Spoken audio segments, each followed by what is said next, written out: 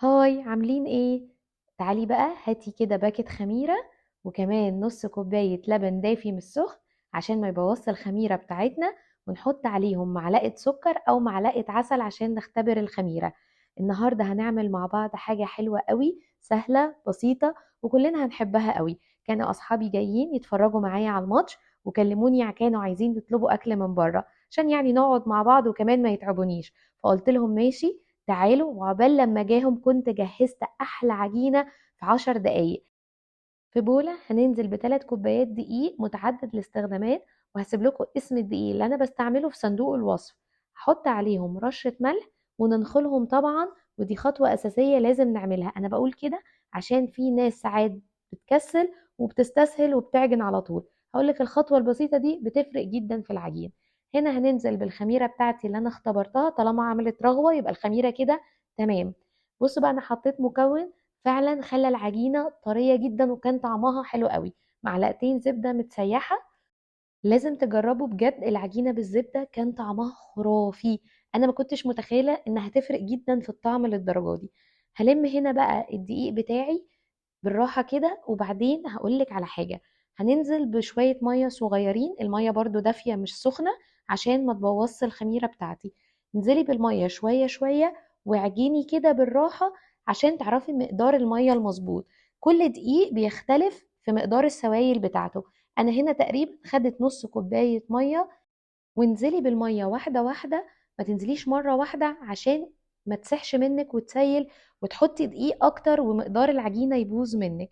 خطوه بقى المهمه جدا، ان احنا كده هنرش رشه دقيق خفيفه ونبتدي نعجن العجينه اقل حاجه 10 دقايق. وكل ما هتعجني العجينه اكتر كل ما هتاخدي نتيجه احسن، وكمان هتسهل عليكي الشغل جدا. وطبعا لو عندك عجان استخدميه، بيسهل جدا موضوع العجن ده.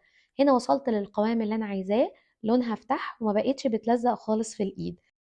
هنا بقى هنسيب العجينة بتاعتنا تخمر في مكان دافي حوالي ساعتين، وكل ما تخمر كويس كل ما اعرفي ان انت هتاخدي نتيجة حلوة. رشيت رشة زيت خفيفة في الطبق، وكمان هرش رشة زيت على وش العجينة عشان ما تنشفش وتشقق مني. في الفيديو ده انا هقولك مفاجأة كبيرة. انا لقيت الحل بتاع انتوا عايزين تاكلوا ايه، اي حاجة. هي دي فطرت لأي حاجة. تعملي العجينة وحطي فيها اي حاجة. هنا بعد ما خمرت ساعتين وحجمها اتضاعف، هخرج منها الهواء. وبصي بقى شكلي بالعجينه دي زي ما انت عايزه. انا هنا قطعتها قطعتين عشان كنت هعمل فطيرتين. انت ممكن تقطعيها ميني بيتزا، ممكن تعمليها مناقيش، ممكن تعمليها سندوتشات صغيره، وحتى تحطيها للولاد في اللانش بوكس. وهنا بقى هسيب العجينه بتاعتي ترتاح 10 دقايق عشان تسهل عليا الشغل فيها. بصوا يا جماعه، دي عجينه لاي حاجه، ده اكتشاف خد مجهود كبير. في الفترة دي هكون بجهز الحشوة. طبعا الحشوة اختياري، بدعي براحتك. دلعيهم كده بحشوات تنفع تتحط فيها اي حاجة. بصوا انا هنا بفرد العجينة عشان مرتاحة كويس وخمرانة كويس، بتتفرد بكل سهولة. حتى لو ما عندكيش نشابة، رشي رشة زيت على الرخامة بتاعتك ودهني ايدك زيت وافرديها، هتتفرد معاكي بكل سهولة. بصوا انا هنا بفردها معاكو وبشيلها وبحطها على الرخامة عندي عشان اوريكي ان هي ما بتتقطعش، لان هي خمرانة كويس ومرتاحة كويس. وده سر من اسرار العجين، ان كل ما تسيبيها ترتاح هتتسهل عليكي الشغل جدا. انا هنا هسوي عندي في الصاجة بتاعت الفرن، بس في الفترة دي أنا هكون ولعت الفرن على درجة حرارة 180. لازم الفرن يكون سخن لو هتسوي أي عجينة، لأن لو الفرن بارد عندك العجينة هتنشف ومش هتكون السوا بتاعها مظبوط. هنا هنبتدي نحشي العجينة بتاعتنا. أنا حطيتها على الصاجة وهبتدي بقى أنزل بالحشوة بتاعتي. هنا أنا اخترت ميكس جبن شيدر على موتزاريلا. بصي حطي الجبن اللي بتحبيها أو المتاحة عندك، بجد الجبن بتخلي طعمها فعلا حلو جدا. استخدمي اللي عندك، مش لازم زي اللي انا عاملاه، دي حاجات اختياري، انا بدي افكار. هنا حطيت الخضار بتاعي، بس انا هنا كنت شايله قلب الطماطم عشان الميه بتاعتها ما تبوظش العجين بتاعي. انا هنا اخترت حشوه البسطرمه لان الحشوه دي مقربه الى قلبي، انا بحب البسطرمه جدا.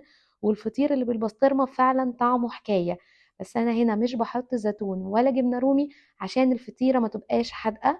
كملت هنا حطيت الجبن. هلم بقى اطراف العجين على بعضه عشان اقفل العجينه بتاعتي كويس جدا. حاجه مهمه ان انت تتاكدي ان انت قفلتي الاطراف عشان الحشوه ما تخرجش بره وكمان هخرم وش العجينة بالشوكة عشان يخرج بخار المية، عشان العجينة ما تنفخش وتتقطع وبرضو الحشوة تخرج بره. انا عايزة اقول لكم ان انا بعمل للولاد العجينة دي وبحشيها جبن وبحطها في اللانش بوكس، تقريبا ده اللانش بوكس اللي ما بيعترضوش عليه. هنا بقى هنعمل الحشوة التانية. حطيت ميكس الجبن وكمان هحط عليهم لحمة مفرومة كانت عندي في التلاجة. انا عايزة اقول لكم جربوا كمان الفطير ده بحشو الفراخ او حشو الشاورما، بتبقى حلوة قوي. كمان ينفع يتعمل حلو تحشيه شوكولاتة أو كريمة أو كاستر، وكمان ممكن تسويه وتحطي عليه لبن وعسل بيبقى طعمه تحفة. أنا جربت كل الحاجات دي فعلا كانت حلوة. وبعد ما حطيت اللحمة بتاعتي هحط عليهم شوية زيتون خلى طعم اللحمة فعلا حلو قوي. وكمان هحط الخضار بتاعي، نفس الخضار اللي انا استعملته في الفطيرة الاولانية. لو انت عندك كمان ذرة حلوة ممكن تحطيها بتدي طعم حلو جدا. حطيت الطماطم والفلفل عندي، وبعدين هحط كمان شوية جبن على اللحمة. بصوا كل ما بتزودوا جبن في الفطير بيخلي طعمه فعلا حلو جدا. انا هنا كنت عايزه اقول لكم ان قطعه العجين بتاعه اللحمه كانت اكبر شويه عشان تستحمل اللحمه وما تتقطعش مني. عايزة أقولك لو انتي أول مرة تشوفيني ممكن تروحي تعملي اشتراك للقناة بتاعتي، ولو الفيديو عجبكم دوسوا لايك وشاركوه مع كل أصحابكم. بجد بنبسط جدا بدعمكم ليا، وكلامكم الحلو ليا بيشجعني إني أستمر ونعمل وصفات كتير مع بعض. هنا بقى بعد ما خلصنا دهنت وش العجينة لبن، بجد خلى لونها ذهبي جميل. هتشوفيه معايا في آخر الفيديو، فرق جدا في لون العجينة. جربيه وعلى ضمانتي هتاخدي لون كده تحفة. يلا بينا بقى ناخد العجينة بتاعتنا ونحطها في الفرن. انا حطيتها تقريبا 7 دقايق من تحت لحد ما اخدت لون، وبعدين ولعت عليها الشواية لحد ما اخدت اللون الذهبي اللي انتي هتشوفيه معايا في اخر الفيديو. وهنا بعد ما الفطير بتاعي استوى واخد اللون الذهبي اللي انا عايزاه، شايفين كده شكلها تحفة بجد، وريحتها كانت قلبة البيت كله فعلا، لدرجة ان هم كانوا صابرين لحد ما اقطعها واصورها. كلنا كنا عاوزين ندوقها. شوفوا الجبن سايحة ازاي، بجد ميكس البسطرمة مع الخضار مع الجبن كان خطير اكتر من رائع. بصوا انا هوريكم العجينة من جوه طرية وهي من بره كانت مقرمشة. مش قادرة اقول لكم الزبدة فرقت في طعم الفطير قد ايه، خلت طعم العجين حلو قوي. انا عايزه اقول لكم طعمها بجد كان حلو قوي قوي. وروني بقى ابداعاتكم وصوروها لي وابعتوها لي. بصوا دي حشوه اللحمه مع الجبن كانت طعمها مميز جدا. يلا قومي اعملي الفطيره دي وجربيها وابعتيلي وقولي لي عملتيها باي حشوه عشان انا كمان اجربها. وبجد بفرح جدا بتعليقاتكم وبكلامكم الحلو، وبشكركم على دعمكم ليا. وما تنسونيش تعملوا لي لايك لو الفيديو عجبكم.